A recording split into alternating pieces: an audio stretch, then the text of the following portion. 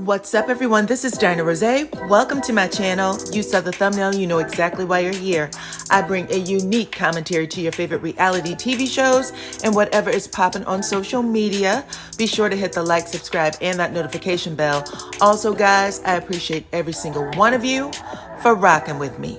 And if you missed the video I dropped last night, be sure to check it out. There's the title right there. I also did a live yesterday afternoon. Check that out too.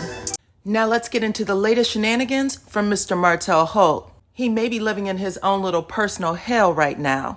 Social media has been unearthing a lot of information about Martel, alleged scams disguised as business deals. Friend girls, aka Sheree, is being used to cover up. Girlfriends, aka Belinda, alleged postpartum belly and hips on his baby's mother is being described as a little happy weight. Then you making your baby mama go on live to deny that the two of you planned out a whole caper. I never sent the tape. I don't know what y'all talking about. But we're not even. Yeah, guys, no. That's nothing to do with me. I don't know nothing about. Y'all, I'm not gonna lie, I have watched that over and over again. It is literally the most entertaining 12 seconds ever. Well, you guys, it looks like today Martel has decided to lean on the everlasting arm of the Lord. He's liking videos from Minister Joel Osteen and he's posting it to his IG stories. Joel said that the dry season, the excessive rain, is not setting you back. It's setting you up to flourish, to blossom, to see greater favor, greater joy, greater resources, and greater influence. Y'all remember that Martel told Maurice that he felt like he got his favor back. Now Martel is posting sermons saying that God wouldn't have allowed this to happen to him if it wasn't working for him. It goes on to say, yes, I'm in a drought. Yes, I have these challenges. But I believe a super bloom is coming. Now, we could all use a little prayer, a little sermon, a little pick-me-up, but y'all let me know what y'all think about Martel's post in the comments.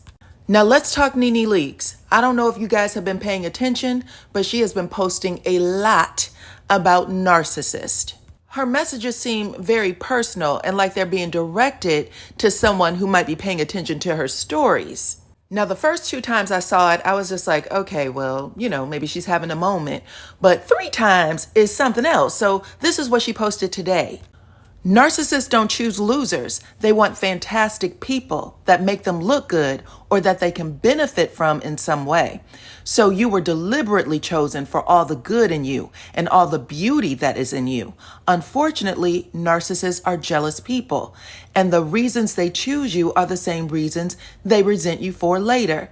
They hate that you have those beautiful qualities or have lived a good life before them, or anything that they don't have and never will have.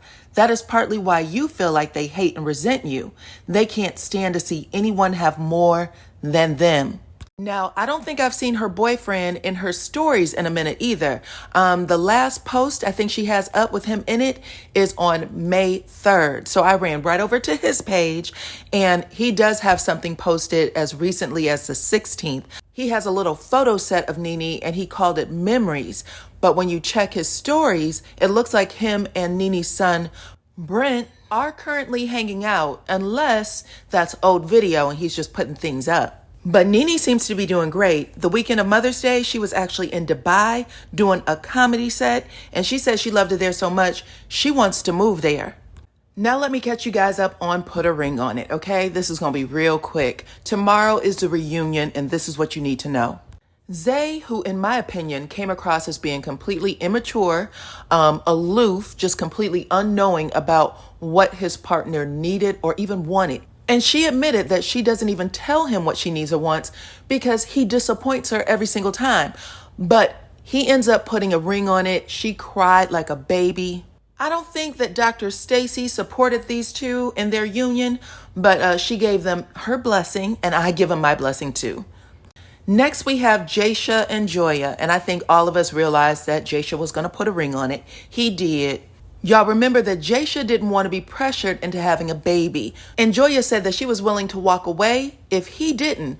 But it turns out Joya wasn't willing to stick to her ultimatum. She actually said that if he does not want to have a baby, she's okay with that because she's in love with the man. And the reason why she wants the baby is because she's in love with the man. So looks like Jasha won. But he did say that he needed another, 4 or 5 years to get to that place. So we'll see. Now, the last couple, you guys, is Catherine and Ricky. I was most invested in their story because I felt like Catherine should have walked. She should have just went with Marcus. I think that Ricky is comfortable in this relationship because he uses Catherine to do certain things like take care of his kids, stuff like that. However, Ricky does not want her for real. And I'm going to tell you something else. Catherine wears the weight of the world on her face when she sits beside Ricky. Y'all, when Catherine had that last dinner with Marcus, that man had this woman glowing. I really hope that she had an opportunity to watch herself in that last meeting with Marcus because, baby, Catherine was beautiful in this scene. I was sitting there watching it like, this girl has no idea how pretty this man makes her. Like, she just lifts up. But anyways, I hope that Ricky has a chance to see it too because he's a bum. And needless to say, he did not put a ring on it. The two of them clearly had a meeting with each other before they went in to talk to Dr. Stacy, who was definitely trying to get them to, walk away. Like, this is not a relationship for either one of you. You just aren't a good pair. But Ricky went in, he said whatever he had to say, blew smoke up the Dr. Stacy's butt. And then Catherine came in and she shut Dr. Stacy down by saying, God talked to me and this is what I want. And Dr. Stacy said, who am I to come in between you and God? So she did give her some kind of metaphor for a train wreck, meaning that she's in one. And she ignored it. She went to dinner with Ricky. Ricky told her, I'm not going to put a ring on it. And that he needed more time to make sure that angry Catherine was tucked away because I'm surely going to make you angry again. And even though Catherine previously said in her meeting with Dr. Stacy that she was going to stick with him no matter what, in her confessional, she said that if he's not willing to put a ring on it, I got some decisions to make. And in the previews for tomorrow's reunion, it looks like Marcus is going to step up. He said, if Ricky won't, I will. So I cannot wait to see what happens. Y'all let me know what y'all think about all of this. And last up, guys, let's finish the Dr. Derricka story. So when I last talked to you guys, I told you I was going to bring you the boyfriend story. His name is Patrick Tate of Ashley Grayson. So Ashley Grayson actually has been accused of doing a murder for hire plot. And she had 3 people that she had plotted against.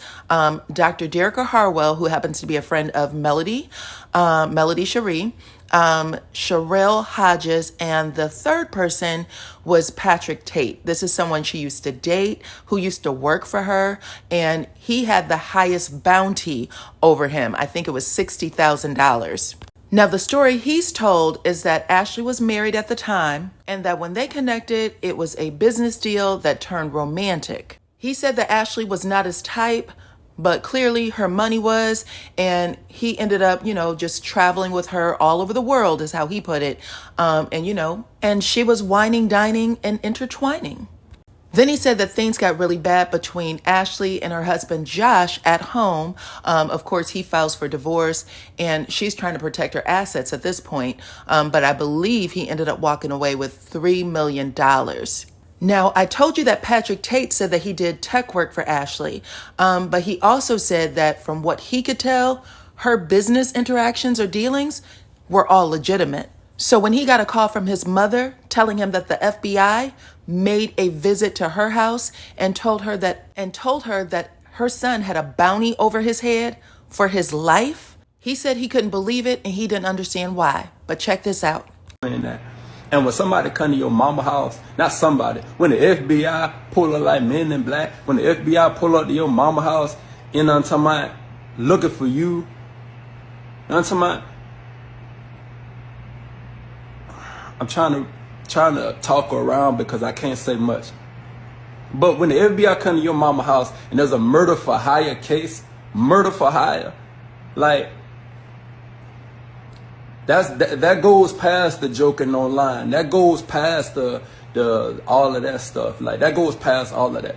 I had no idea. And I'm talking about like the people involved you know, again, talking in circles around. But the people involved, I ain't spoke with these individuals in like a year and a half. I'm thinking of everything. You know, it just is what it is. Everybody move on with their life. Wasn't no craziness, wasn't nobody, you know, fault or nothing like that. You know, it was just, can't go there. But no, it really wasn't that. Like I have no idea. People asking me what happened, or what did you do? That I ain't did nothing. No, I'm talking about, I really didn't. I moved on with my life. That's it. I really moved on with my life. But I just need y'all to grow up. I need y'all to realize and stop being corn nuggets. Like I need y'all to really pay attention to the fact that this ain't just no joking on social media. Like I called the big FBI to verify that the agent that went to my mama's house was really an agent. I called the big FBI and said, hey, this person just came to my mama's house, you know, saying that they blah, blah, blah, blah, and I just wanted to verify their credentials. As soon as I said the agent name, they said, oh, you're part of the murder for hire case. I called the big FBI, and they immediately, as soon as I said the agent name, they immediately knew what I was talking about. Like, this ain't no social media joking, and y'all got to stop being bird brains. Stop being little rabbit brains and think that everybody just trying to gain followers or gain some type of social status. Like, this not that. Y'all weird, bro. Stop. Like, and it's nothing but peace and love. Like, I'm completely at peace. Like I said, I was blindsided. I had no idea. I still don't even know the reason or whatever, Like, so I can't go but in so much detail, but I really wanted to make this because I appreciate that, and I want to say that, like, even though I haven't responded to everybody, I see everybody message, I see everybody trying to, even in my message requests, like so many people were hitting me trying to put me on game and say, yo, watch your P's and Q's, watch your six. I appreciate that. Everything love. I'm safe, everything cool. FBI and etc. Took over everything, and they working on it. So that's about all that I can say. I just want to tell people to just grow up, be mature. And J. Cole made a song that said "Love Yours," and that's the truest song that's ever, because money does not buy happiness. And if you don't have something that's real and that's true and that's genuine in your life, you'll be the person that's like, you're forever stuck in misery. You always with every piece of drama, whatever, or any type of smoke, any type of negativity. So find some real peace in your life and stop admiring all these people on social media just because you think that, like, or whatever, or like, or you may want a couple of dollars, Love what you have first before you get there, so that when you get there, you can really enjoy that. People talking about, oh, you just trying to If I was trying to plug, like if I was trying to use this for monetary gain, I would tell y'all to go subscribe to my OnlyFans. OnlyFans.com/the best available, because I am the best available. But, I ain't on that. Like, I ain't on that. Like, but I just had to plug that in there. But, but for real, it's all love. FBI over it. I can't say too much more. I just wanted to get a little piece of update, and appreciate y'all. Peace and love.